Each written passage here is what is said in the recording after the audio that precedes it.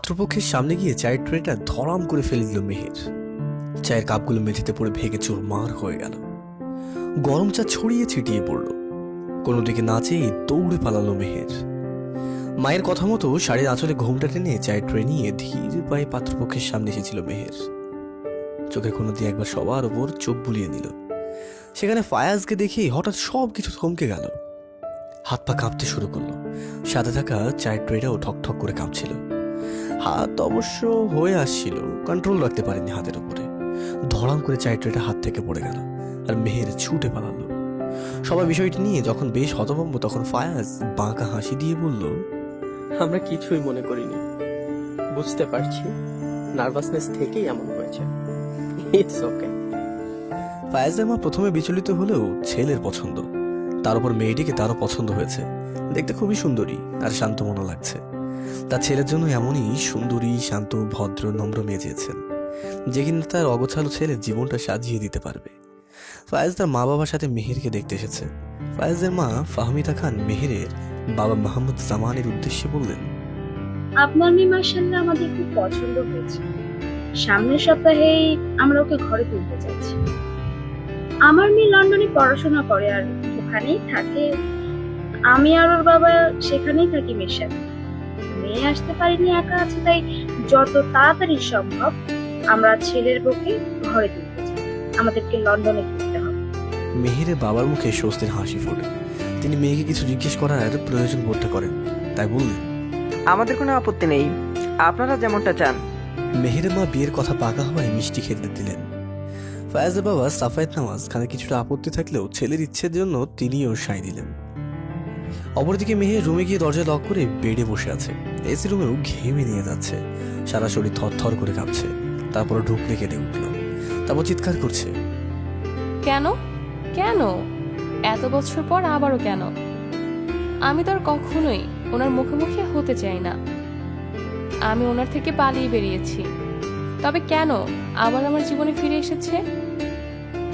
আমি রোজ খোদার কাছে প্রার্থনা করেছি আমি যেন কখনোই ওনার মুখোমুখি না হই, তবে কেন? খোদা, আমি কি এমন অন্যায় করেছি তোমার কাছে?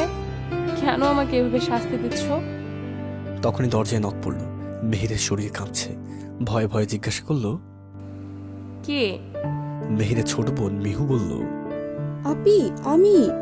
দরজা খোল। মেহের তাড়াতাড়ি করে চোখের পানি মুছে দরজা খুলে দিল। মিহু হাসি হাসি মুখে ভিতরে ঢুকে মেহেরকে জড়িয়ে ধরল। আপি, ওদের তোকে পছন্দ হয়েছে। সামনের সপ্তাহে বিয়ে, আমার আপির বিয়ে।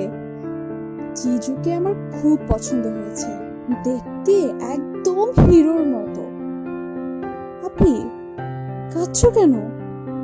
কেঁদো না, দেখো তুমি খুব সুখী হবে। অতীত মুছে ফেলো। মেহের চোখের পানি মুছে মায়ের ঘরে গেল। মেহেরের মা মরিয়ম বেগম মেয়েকে দেখে কপালে চুমু খান। মেহের কিছুটা রেগে বলল, মা, আমি এই বিয়ে করতে পারবো না, বাবাকে বলে দাও। মরিয়ম বেগম মেয়ের কথা শুনে ঘাবড়ে যান। কি হয়েছে মেহের? আর তুই ভালো করেই জানিস আমি তোর বাবার মুখের উপর কথা বলতে পারবো না। কখনো যদি বলতে পারতে, আফসোস আমার জীবনটা নষ্ট হওয়া থেকে বেঁচে যেত। মেহের, কি বলছিস তুই? ভালো ঘরে তোর বিয়ে হচ্ছে, সমস্যা কি? মা, আমি বিয়ে করতে চাই না। সবেমাত্র তৃতীয় বর্ষে পরীক্ষা শেষ করেছি, গ্রাজুয়েশন কমপ্লিট করিনি এখনো। সেটা পরেও করতে পারবি। আমি চাই না, আমি বিয়ে কোনোদিন করতে চাই না। আমার পড়াশোনা শেষ হলে একটা জব করে নিজের মতো করে জীবনযাপন করতে চাই, একটু শান্তি চাই। মেহের, তুই তোর বাবার শরীরের কন্ডিশন জানিস। তোর বাবা খোঁজ নিয়েছে, ছেলের পরিবার খুবই ভালো, ছেলেও মাশাআল্লাহ। তোর বাবা সবটা বুঝেই সিদ্ধান্ত নিয়েছে। বাবা তো সব সিদ্ধান্ত বুঝিয়ে নেয়, এত বোঝার পর আমার আজ এই অবস্থা। মেহের কাঁদতে কাঁদতে চলে গেল। মেয়েটা এক অতীত ধরে বসে আছে। অতীত নিয়ে পড়ে থাকলে তো জীবন চলবে না, সামনের দিকে এগিয়ে যেতে হবে। ফায়াজ নামাজ খান নাইট ক্লাবের বন্ধুদের সাথে ড্রিঙ্ক করছে। জোরে মিউজিক বাজছে, ছেলেমেয়েরা ডান্স করছে, আর ফায়াজ মদ গিচ্ছে। এটা রোজকার কাজ। সবকিছু বাদ দিতে পারলেও নাইট ক্লাবে বসে মদ খাওয়া সে বাদ দিতে পারবে না। মেয়েরা তার আশেপাশে ঘুরঘুর করছে, দূর থেকে চোখ দিয়ে গিলে খাচ্ছে, আর তা দেখে ফায়াজ বাঁকা হাসছে। তখন তার ফোনটা বেজে উঠল। কিছুটা বিরক্ত নিয়ে ফোন রিসিভ করলো। হ্যালো, কে বলছেন? ফায়াজ কিছুটা আন্দাজ করতে পারছে কে হতে পারে, তাই একটু বাইরের দিকে গেল।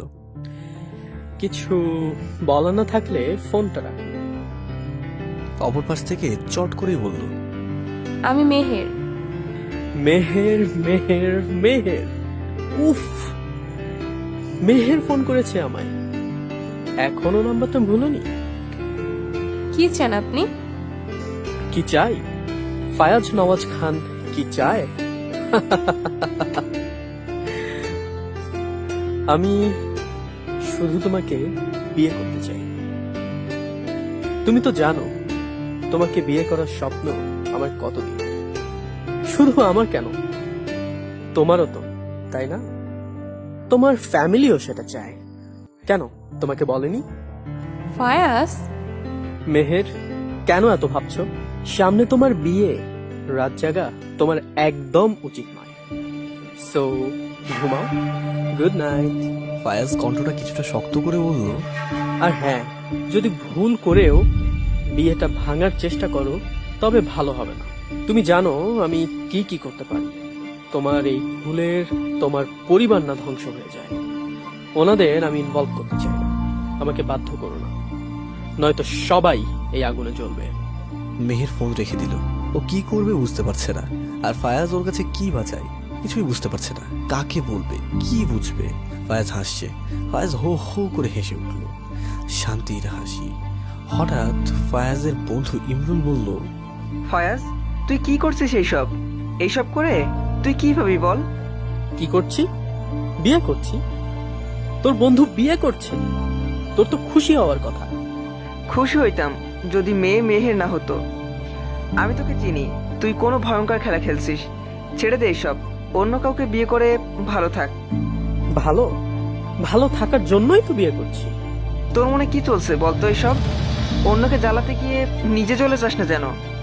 ভালোবাসায় তো অনেক আগেই হেরে বসে আছি, কিন্তু ঘৃণার খেলায় হারবো না। ঘৃণার খেলায় জিতবে শুধু ফায়াজ নওয়াজ খান। প্রত্যেকের লাভ স্টোরির এন্ডিং হ্যাপি আর স্যাড হয়, কিন্তু আমার লাভ স্টোরি, ফায়াজ নওয়াজের লাভ স্টোরি হ্যাপি আর স্যাড ফ্যাক্ট নয়। এখানে কোনো মজনু থাকবে না, কিন্তু লাইলি অবশ্যই, আর তার পরিণতি হবে খুব ভয়াবহ। আর কি বলছিলি, চলে যাব? যতটুকু জ্বলার জ্বলে গিয়েছি, নতুন করে আর জ্বলবো না। অনলি জ্বালাবো, কিন্তু ছাই করবো না। মেহের জানে ওর জন্য কি অপেক্ষা করছে। ও হিংস্র বাঘের মুখে পড়তে যাচ্ছে, যার শিকারে শুধু মেহের। ওর ইচ্ছে করছে মরে যেতে। বিয়ের আয়োজন শুরু হয়ে গেছে, কিন্তু মেহের কিছুতেই বিয়েটা ভাঙতে পারছে না। কি করে ভাঙবে, কি বলবে, আর কেই বা শুনবে? মেহের ফুলে ঘেরে বিছানায় বসে আছে। ওর দম বন্ধ হয়ে আসছে। মনে হচ্ছে কিছু একটা ওর গলা চেপে ধরেছে, তাই নিঃশ্বাস নিতে পারছে না। অক্সিজেনে অনেক অভাব। ফুলের ঘ্রাণ ওর কাছে বিশ্রী লাগছে, বিষাক্ত লাগছে। বিছানা থেকে নেমে মাথার ওড়নাটা বিছানায় ছুঁড়ে ফেলে দিয়ে আয়নার সামনে গিয়ে সব গয়না খুলে ফেললো। তারপর জোরে নিঃশ্বাস নেওয়ার চেষ্টা করছে। এই গয়নাগুলো হয়তো ওর গলা চেপে ধরেছিল, তাই নিঃশ্বাস নিতে পারেনি। কিন্তু এখন আগের মতোই নিঃশ্বাস নিতে কষ্ট হচ্ছে, তাই দৌড়ে বারান্দায় চলে গেল। খোলা হাওয়ায় প্রাণ ভরে শ্বাস নিতে লাগলো।